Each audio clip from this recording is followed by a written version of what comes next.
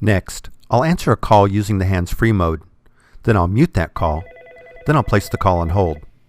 When you have an incoming call, by leaving the handset on hook and pressing the line that is flashing, or the hands-free button, on my phone, this activates the hands-free speaker mode. This was set up in the audio mode menu in the options list.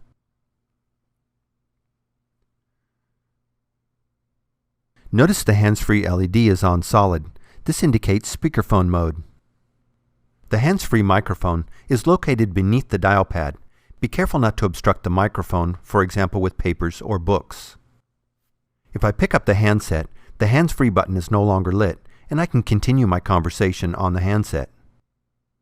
If I press the hands-free button again, the call is switched back to my speakerphone, and I can continue the call and return the handset back to the cradle.